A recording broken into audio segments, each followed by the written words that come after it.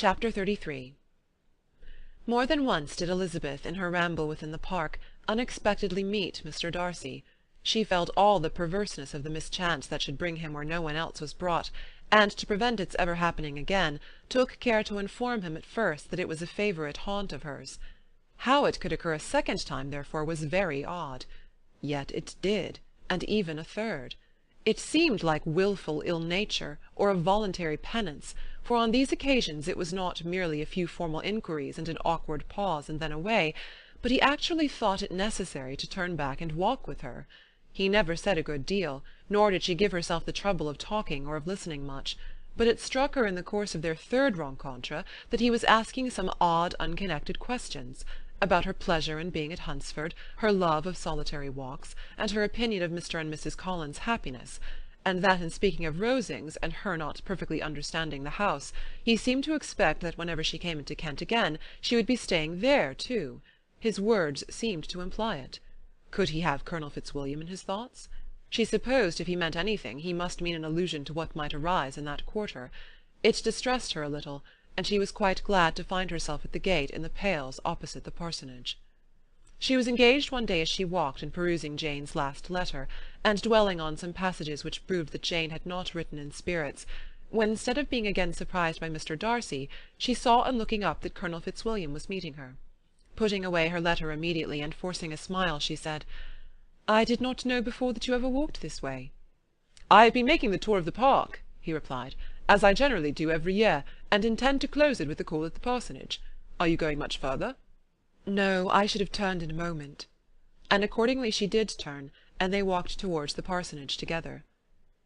"Do you certainly leave Kent on Saturday?" she said. "Yes, if Darcy does not put it off again, but I am at his disposal. He arranges the business just as he pleases." "And if not able to please himself in the arrangement, he has at least pleasure in the great power of choice.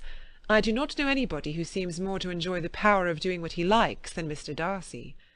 "He likes to have his own way very well," replied Colonel Fitzwilliam, "but so we all do. It is only that he has better means of having it than many others, because he is rich, and many others are poor. I speak feelingly. A younger son, you know, must be inured to self-denial and dependence." "In my opinion, the younger son of an earl can know very little of either. Now, seriously, what have you ever known of self-denial and dependence? When have you been prevented by want of money from going wherever you chose, or procuring anything you had a fancy for?"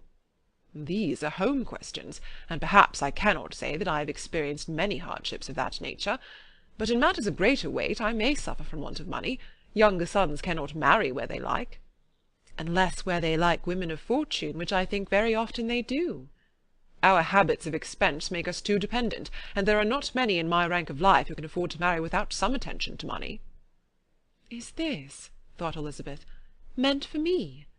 And she coloured at the idea, but recovering herself, said in a lively tone, "And pray, what is the usual price of an earl's younger son?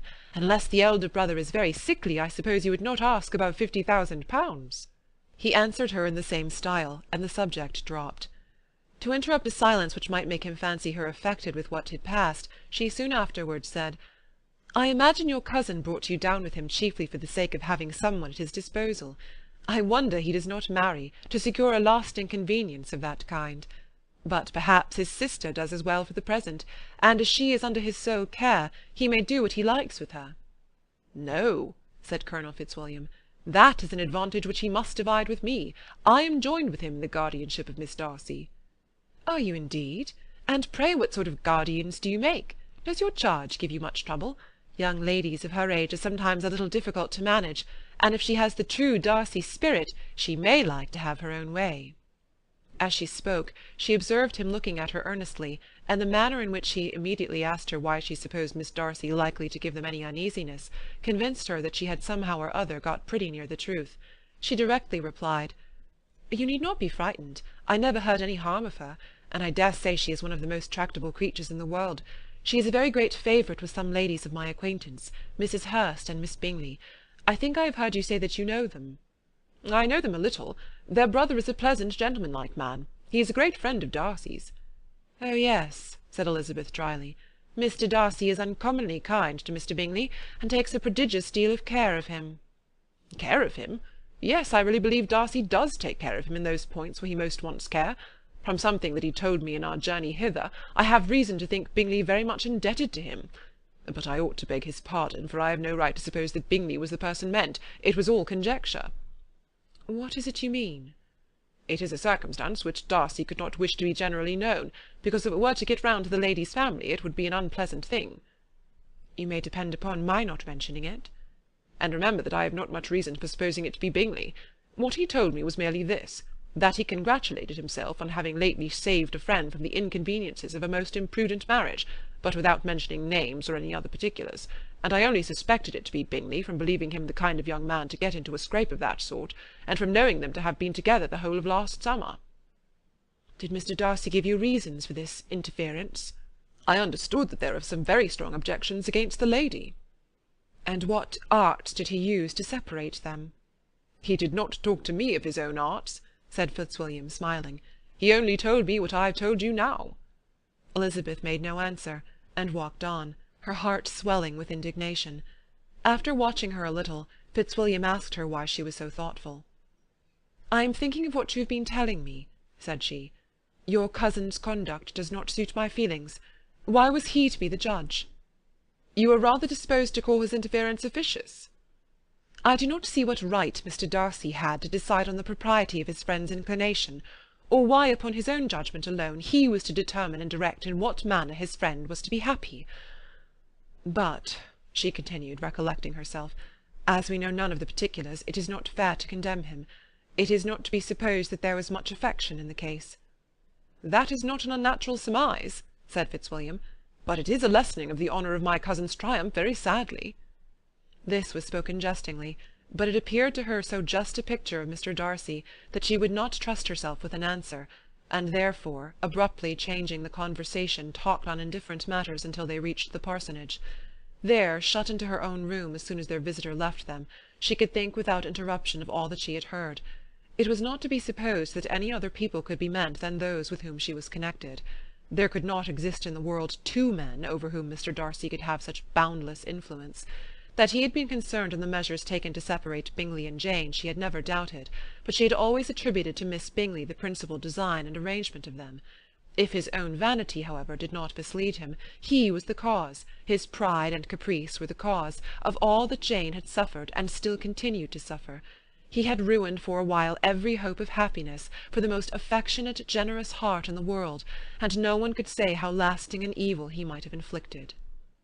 "There were some very strong objections against the lady," were Colonel Fitzwilliam's words, and those strong objections probably were, her having one uncle who was a country attorney, and another who was in business in London. "To Jane herself," she exclaimed, "there could be no possibility of objection, all loveliness and goodness as she is, her understanding excellent, her mind improved, and her manners captivating. Neither could anything be urged against my father, who, though with some peculiarities, has abilities Mr. Darcy himself need not disdain, and respectability which he will probably never reach." When she thought of her mother, her confidence gave way a little, but she would not allow that any objections there had material weight with Mr. Darcy, whose pride, she was convinced, would receive a deeper wound from the want of importance in his friends' connections, than from their want of sense, and she was quite decided at last that he had been partly governed by this worst kind of pride, and partly by the wish of retaining Mr. Bingley for his sister. The agitation and tears which the subject occasioned brought on a headache, and it grew so much worse towards the evening, that, added to her unwillingness to see Mr. Darcy, it determined her not to attend her cousins to Rosings, where they were engaged to drink tea. Mrs. Collins, seeing that she was really unwell, did not press her to go, and as much as possible prevented her husband from pressing her, but Mr. Collins could not conceal his apprehension of Lady Catherine's being rather displeased by her staying at home. Chapter 33